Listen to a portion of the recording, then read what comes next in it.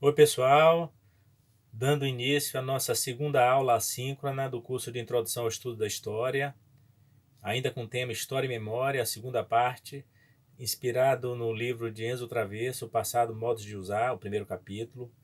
Como eu dizia, o historicismo, o modelo de história praticado até o século XIX, momento em que a história se consagra como ciência e que diversos historiadores aspiram esse lugar de cientificidade, tomando o passado como um ponto de onde o historiador no presente observa com completa isenção, com completa objetividade, destituído de toda capacidade e subjetividade que lhe é própria. Era a aspiração dos historiadores do século XIX. Esse tipo de historiografia entra em crise no século XX por conta da Primeira Guerra Mundial, por conta de diversos fenômenos que têm a ver com a transformação do mundo como um todo.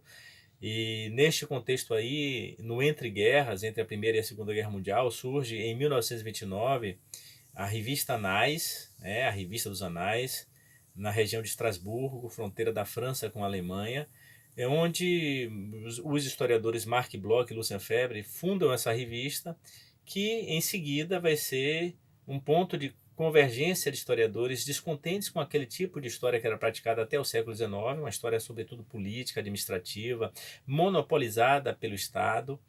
Esses historiadores que são críticos desse tipo de historiografia vão convergir para a revista Análise, configurando, conformando uma escola historiográfica de muita importância, e essa escola historiográfica é um ponto de inflexão nos modelos de historiografia praticados até o século XIX, abrindo as portas para outro tipo de abordagem, abordagens culturais, psicológicas, abordagens que não têm mais o Estado como o único sujeito da história. Buscam entre os setores que são, o que se diria mais tarde, neste momento não se usa essa expressão, mas entre os setores que são os excluídos, aqueles que são os subalternos da história, começam a aparecer, mesmo que essa expressão, que vai depois ser consagrada nos anos 60 com a ideia de uma história vista de baixo, ainda não existe nesse momento. Então esse tipo de historiografia começa a entrar em crise, né? Há uma quebra do monopólio do Estado sobre os modelos de história praticados e como próprio enunciador do passado.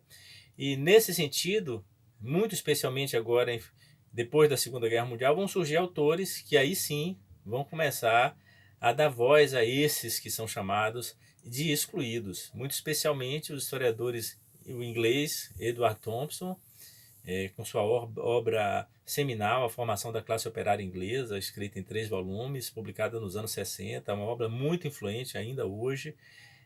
Thompson, e que consagra o termo história vista de baixo, é um autor fundamental para a gente compreender como é que esses personagens que antes eram apenas vistos e tomados pelo Estado, que tinha o monopólio da fala sobre eles, porque os documentos produzidos no passado e tomados pelos historiadores estavam todos na guarda do Estado, ou eram produtos dos setores letrados. Então Thompson vai dar voz a esses subalternos, buscando outras fontes, outras formas de composição de corpos documentais que vão permitir aos historiadores falarem de um lugar que não falavam. Junto com Thompson, de uma outra perspectiva, de um outro ponto de vista e de um outro país, Michel Foucault também vai fazer, nesse contexto, uma inflexão importante, buscando oferecer voz aos loucos, aos excluídos, aos deserdados, àqueles que são os párias do Estado. Né? Então Foucault vai falar da história da sexualidade, da história da loucura, vai falar dos presos, né? A obra importantíssima de Foucault, muito importante para os historiadores, Vigiar e Punir, é um exemplo, né, magnífico desse tipo de abordagem. E ainda neste contexto, também de um outro ponto de vista, em um outro país, o historiador Carlo Ginzburg, eu estou citando 3 que são citados por Enzo Travesso, né? O italiano Carlos Ginzburg, daquilo que se convencionou de chamar de micro-história italiana, vai fazer a sua história de Menóquio, um moleiro perseguido pela Inquisição no início da Idade Moderna, num livro que é fundamental, importantíssimo, o livro chamado O Queijo e os Vermes. Então essa quebra do monopólio é iniciada com a Escola dos Anais, ou revigorada esse tipo de historiografia, ele tem esse segundo momento aí, no pós-Segunda Guerra Mundial, com esses autores, né, e os assemelhados e os seus consortes, e aqueles que estão juntos, né, com Thompson, com Foucault e com Ginsburg, compondo outros tipos de historiografia. É nessa circunstância aí que surge a história das mulheres. É nessa circunstância que surge a história dos subalternos. É nessa circunstância que surge aquilo que é chamado de microhistória, dar lugar, dar vez e voz aos sujeitos que são os obscuros, né, os desimportantes. Aqueles pontos em que nenhum historiador do século XIX jamais se ocuparia. Como é o personagem menor que o de Ginsburg, Duquesne e os Vermes. Nesse contexto, há a valorização do testemunho.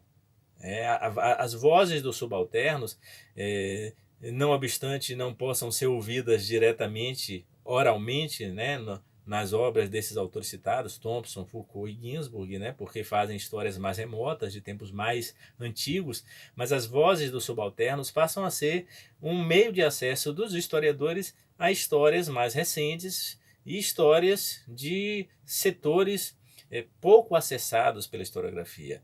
Nesse contexto surge a história do movimento operário.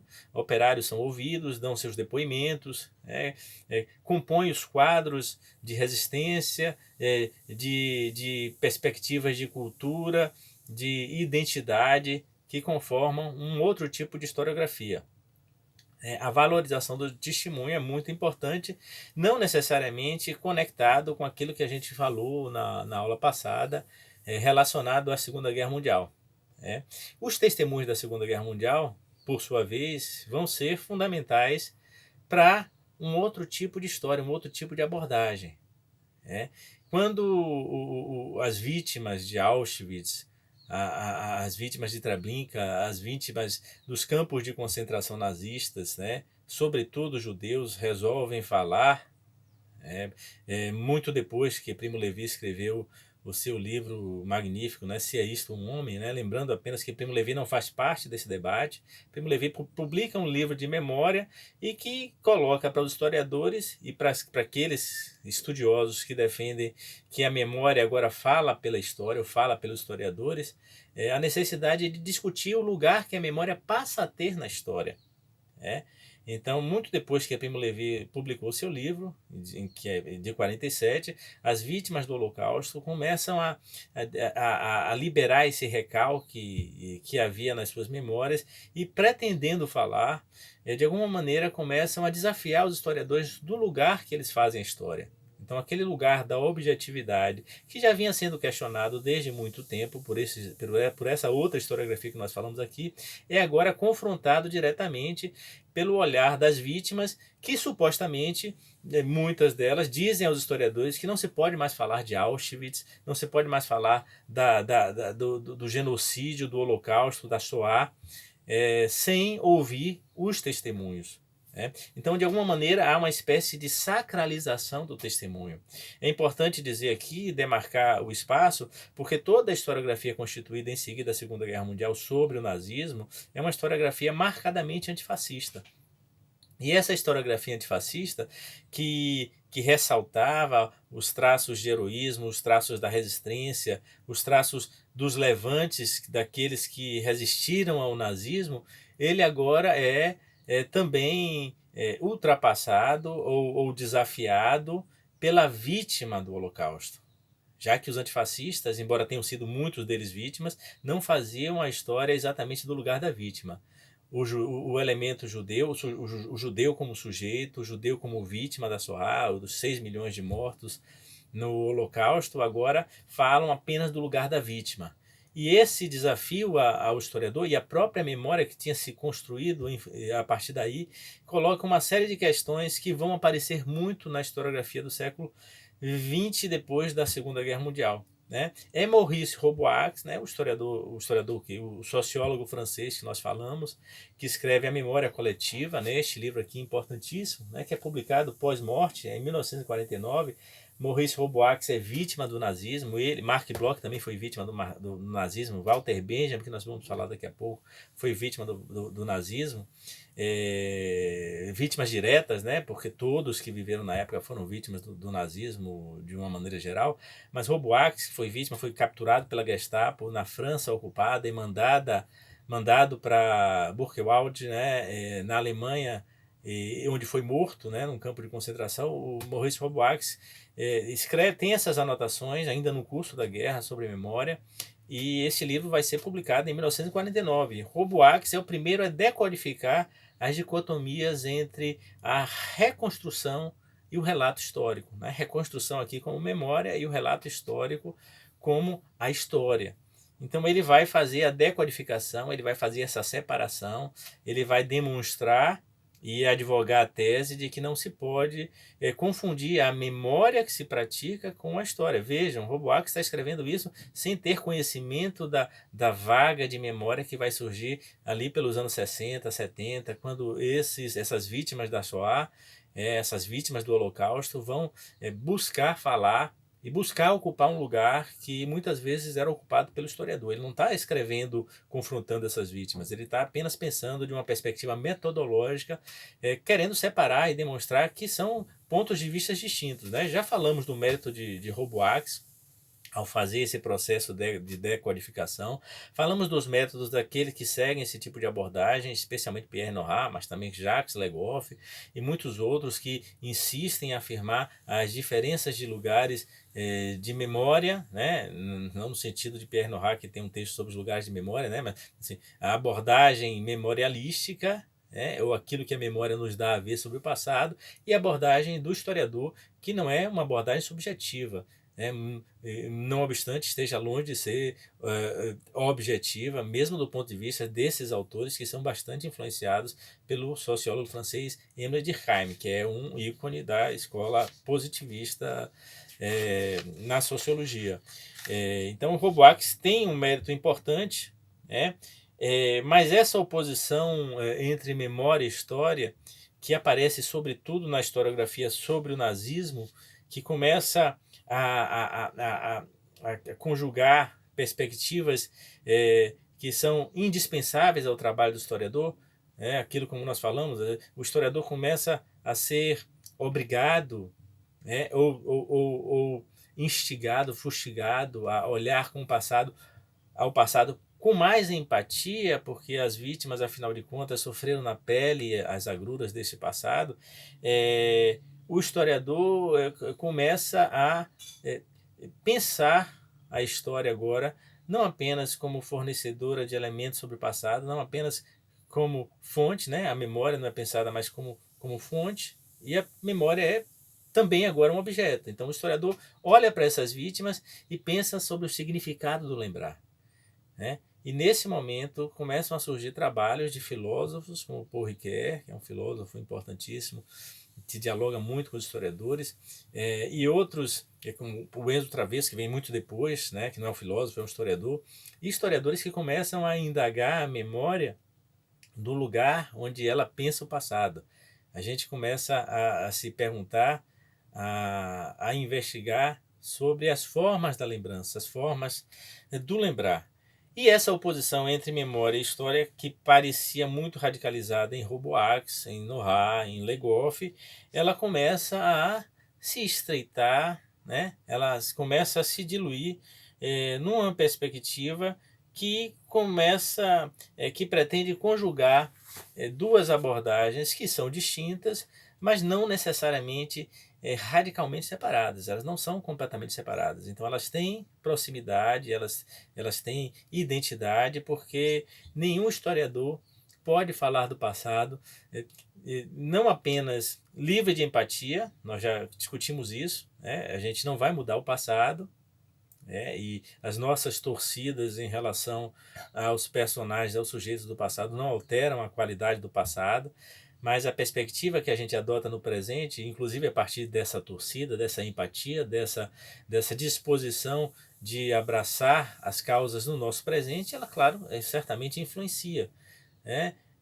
O cuidado que nós devemos ter é que essa influência não nos obrigue a esconder a verdade. Nós temos que ter sempre o apreço pela verdade. E nesse sentido, a busca pela objetividade, pela isenção é um objetivo nosso. Todo historiador tem essa pretensão, essa disposição, né? Mas todo historiador consciencioso sabe que essa pretensão é apenas uma pretensão, porque a história também não pode ser sacralizada.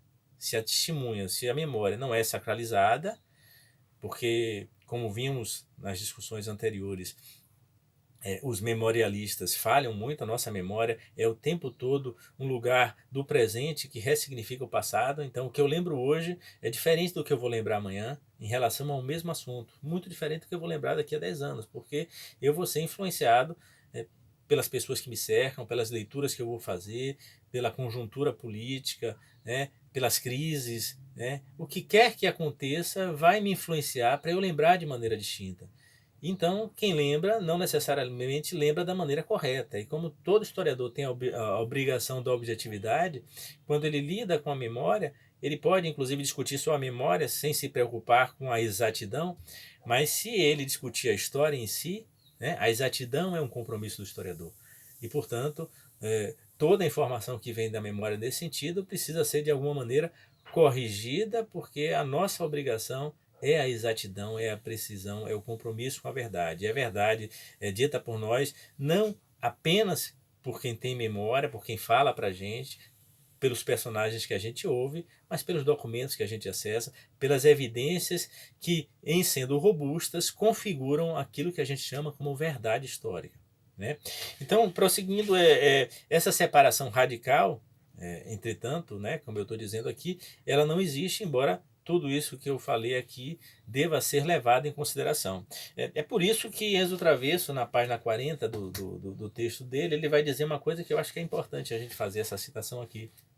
Enzo Travesso diz: se o historiador não trabalha fechado na clássica Torre de Marfim, ao abrigo dos rumores do mundo, também não vive dentro de uma câmara frigorífica imune às paixões do mundo. Ou seja, nem um lugar nem outro, né?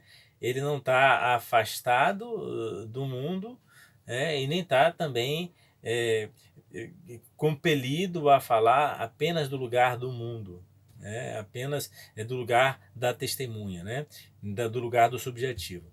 Ele está submetido às condicionantes de um contexto social, cultural e nacional. Não escapa às influências das suas recordações pessoais, nem as de um saber herdado, de que pode tentar libertar-se, não através da sua negação, mas de um esforço de distanciamento crítico. Nessa perspectiva, a sua tarefa não consiste em tentar pôr de lado a memória, pessoal, individual e coletiva, mas em colocá-la à distância e em inscrevê-la num conjunto histórico mais vasto. Há então no trabalho do historiador uma dimensão de transferência que orienta a escolha, a abordagem e o tratamento do seu objeto de pesquisa e da qual ele deve estar consciente. Então o historiador não coloca a memória num lugar distante, num lugar apenas passível de crítica, mas ele traz porque ele próprio é influenciado por essa memória. Ele aprende a lidar, aprende a operar, refletindo sobre essa memória, sem confundir a sua abordagem, que que aspira à objetividade, à cientificidade, sem confundir a sua abordagem com a memória em si. Então essa aproximação fundamental, ela demonstra para a gente que não é possível a nenhum historiador sacralizar o seu lugar de fala. Se de um lado havia um problema da parte daqueles que pretendiam que para falar do Holocausto era preciso ter vivido o Holocausto, lembra daquela discussão sobre o lugar de fala que eu falei, que eu me referi? Então, assim, não fala do Holocausto só quem viveu o Holocausto. Os historiadores, mesmo aqueles mais descomprometidos, que não têm nenhuma relação com a história das pessoas que foram vítimas do Holocausto, com os judeus, ou quem sofreu e foi vítima, não vai necessariamente ser impedido de falar do Holocausto, porque a boa ou a má história não se refere a este lugar de fala. Como eu disse aqui a vocês, nesse sentido, nenhum historiador podia falar de passados muito remotos, porque os testemunhos todos desse passado não existem mais. Ninguém podia falar em relação ao Brasil, por exemplo, da escravidão, se as vítimas da escravidão não existem mais. Então isso inviabilizaria a história. Mas se isso é impossível, né, da gente assumir, é necessário, é indispensável que a gente tenha empatia. Com o advento do testemunho, que dá vozes àqueles que foram silenciados, que dá vozes aos vencidos, no linguajar de Walter Benjamin, que a gente vai falar já já, os historiadores são agora chamados a pensar o passado, também buscando esses personagens que foram, que submergiram nesses escombros de uma história institucional, administrativa, dos grandes fatos, dos grandes acontecimentos, dos grandes homens. Então não é disso mais que se trata. Então o historiador aproxima a memória de si, compreende a memória e opera a história com a sua responsabilidade, de forma a buscar essa configuração do passado, com toda disposição de constituir, de tomá-lo objetivamente, ainda que isso seja uma aspiração impossível. Né? Então ele aproxima a memória e pensa dessa perspectiva da empatia, assumindo os riscos disso. Assumir o risco é saber o lugar de onde fala, é saber que você não é um neutro, não obstante você seja um cientista. Né? E como cientista, como historiador, né? Estou tomando aqui a ideia de ciência para a história. Primeiro eu advogo a ideia de que a história é uma ciência, né? Dialogo com os meus companheiros que não acham isso, né? Mas esse lugar do cientista jamais vai pressupor que a história é uma ciência objetiva, uma ciência experimental, uma ciência nomotética, né? Então os historiadores eles lidam com a história como uma outra forma de ciência, de composição do passado. Mas essa ciência, essa verdade alcançável pelo historiador, embora seja sempre provisória, parcial e sujeita à prova, ela amanhã pode ser posta abaixo, como é também com toda a ciência. Então, quando o historiador pega a memória e aproxima de si e pensa a memória dessa forma, né, indaga a memória, ele também assume esse lugar de empatia, embora continue buscando a isenção. Né? É nesse sentido, né, que a empatia também às vezes tem riscos, traz riscos. Porque, vejam bem, as biografias, por exemplo, elas implicam num trabalho em que os estudiosos eles mergulham na vida de determinados personagens que são importantes para a história e correm muito risco de tomarem empatia por esses personagens. E a empatia não pode substituir a disposição de objetividade nem a capacidade crítica do historiador. Vou citar um exemplo aqui de um que é citado por Enzo Travesso em relação à biografia de Mussolini, escrita por Renzo De Felice, o historiador italiano. Muito importante, essa biografia não está traduzida no Brasil. Renzo De Felice tem textos traduzidos para o português, mas em Portugal tem um texto fabuloso chamado Explicar o Fascismo.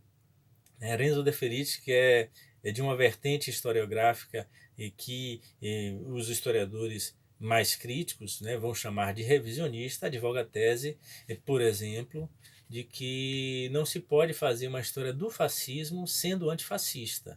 Ora, se não se pode fazer uma história do fascismo sendo antifascista e supostamente do nazismo sendo antinazista, não se pode fazer a história da escravidão sendo anti-escravista. Ou seja, a gente não pode inverter a disposição de empatia, assumindo uma hipótese de que alguém pode ser objetivo em relação a temas dessa natureza.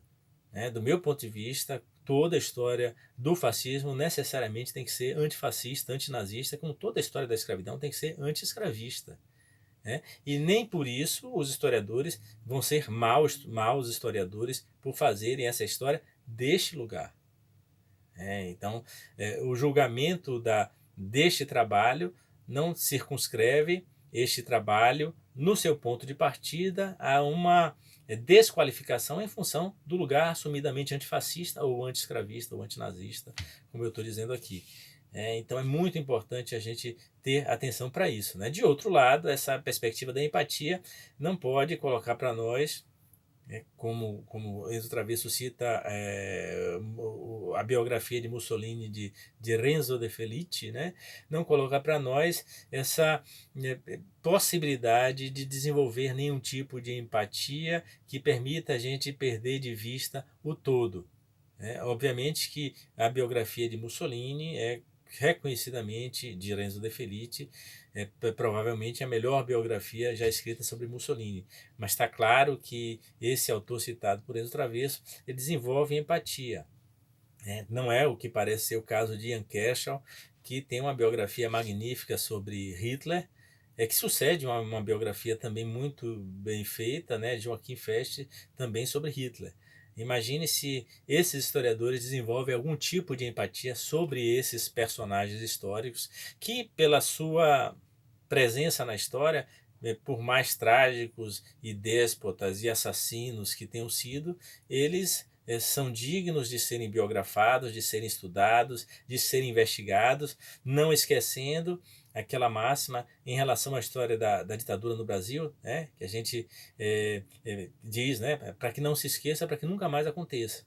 Né? O fato da gente desejar que uma ditadura não se repita, e que tipos como Hitler e Mussolini não devam ressurgir, esse nosso desejo, que pode se configurar em luta para que isso não exista também, não pode obrigar a gente a fazer uma má história desses períodos, mas deve obrigar a gente a sempre ter em mente que não se pode ver uma parte e essa parte não pode explicar o todo. Nós não podemos ver uma perspectiva da Alemanha apenas que se circunscreva, por exemplo, durante o nazismo, as transformações econômicas, a modernização ou o que quer que seja deste ponto de vista, que em relação à República de Weimar e a crise do entre-guerras provocada pelo Tratado de Versalhes pode dar a entender que a Alemanha de alguma maneira foi grande em função desse personagem Hitler. Não se pode fazer uma história da Alemanha que não leve em conta, em primeiro lugar, o que significou o Holocausto, o que significou o racismo, a ideologia nazista como um todo, idem para o fascismo, idem para a ditadura no Brasil, guardando-se as devidas proporções. Então, nessa perspectiva de aproximação da história e da memória, é que aí surge o personagem, o filósofo, próximo, né, que tinha uma identidade com a escola de Frankfurt, que é Walter Benjamin. Walter Benjamin, que tem uma obra importantíssima, muito complexa e ainda pouco conhecida de nós todos, assim, muitos citam Walter Benjamin, né, o texto que eu passei para vocês aqui como texto de apoio, as teses sobre o conceito de história, que está neste livro aqui, Magia e Técnica, Arte e Política. O Walter Benjamin, que morreu em 1940, agora em setembro, no final de setembro, fez 80 anos da morte dele. Walter Benjamin também morreu de maneira trágica, ele foi também capturado pela Gestapo, ultrapassando a fronteira entre a Espanha e a França, e depois de capturado ele se suicidou, temendo ser mandado aos campos de concentração nazista. Walter Benjamin pensa a história, de uma perspectiva dessacralizada. Ao mesmo tempo que Benjamin tem uma referência fortíssima no romantismo do século XIX, no romantismo alemão do século XIX, mas não um romantismo reacionário, não o romantismo passadista. O passado em Benjamin é sempre um passado tomado na perspectiva de que o presente não é suficiente, não deve ser tomado como o último estágio da humanidade. O Benjamin expressa em relação a essa perspectiva romântica, que é tomado do pensamento alemão do século XIX, uma perspectiva revolucionária, o que Michel Louvis chama de romantismo revolucionário. O romantismo, na maior parte do tempo, é reacionário, mas em alguns autores é revolucionário. Então Benjamin ele fala dessa corrente romântica, ele tem os traços de messianismo da sua cultura, ele como um intelectual judeu, então a presença do messianismo da linguagem messiânica, inclusive nesse texto as teses sobre a história, que é um escrito de 1940, é o último escrito dele, um escrito fundamental, um escrito importantíssimo, né? Os traços de messianismo são evidentes ali, né? Mas o personagem, né? O Messias, né? Que vem livrar a humanidade de todo mal, esse Messias ele aponta para um progresso, não um progresso sequenciado, não um progresso linear. Porque neste contexto aí, a combinação do romantismo revolucionário em Benjamin com o messianismo e em seguida com o materialismo histórico, o marxismo, aponta para uma perspectiva que não inspira o otimismo, né? Longe disso, é ao contrário, é a melancolia, é o pessimismo, mas é uma perspectiva absolutamente descontente, inconformada com este presente, onde todo o monumento de barbárie que foi construído erigiu esse monumento de progresso que é o presente. Então a filosofia de Benjamin ela estreita a relação da história com a memória de uma forma não identificada em nenhum outro autor, porque Benjamin, como filósofo, ele faz com que os historiadores pensem sempre conjugados sobre a história. E num outro texto que eu já citei aqui, o texto sobre Marcel Proust, né, em que ele faz um estudo sobre Em Busca do Tempo Perdido de Proust, ele diz da diferença entre o passado vivido, né, que é limitado porque é circunscrito à experiência do vivido, e o passado lembrado, que é infinito, que é ilimitado, porque tem a ver com tudo que veio antes e veio depois. Esse passado lembrado é o passado em que a memória e a história operam de maneira conjugada, né? Porque são inseparáveis nessa operação, e essa operação só pode ser feita da maneira adequada se a gente compreende que a gente deve dar voz aos vencidos, que a gente deve dar voz àqueles que foram silenciados, àqueles que foram calados, porque só é possível fazer a história na perspectiva de libertar a humanidade, porque na perspectiva de Benjamin, só a humanidade libertada e emancipada, o passado pode ser apropriado imensamente. Então eu concluo essa aula aqui, né, chamando vocês, convidando vocês para conhecerem Benjamin, né, sem que necessariamente vocês vão ter a última palavra sobre Benjamin, sem que necessariamente vocês que estão no primeiro semestre compreendam Benjamin de uma hora para outra, mas apenas como um autor que vai dizer para a gente que nós não podemos ter nenhuma aspiração de sacralidade, né, ao fazer história. E ao nos despirmos dessa aspiração de sacralidade, a gente assume um lugar no mundo. E assumindo um lugar no mundo, a gente pode ter um olhar mais capacitado, mais empático sobre o passado, um olhar que seja mais adequado à compreensão desse passado. E essa adequação a compreender o passado pode favorecer a nossa história conscienciosa, a nossa história que busca a verdade, a nossa história que busca a objetividade, sem esperar que seja uma história sacralizada. Tá ok?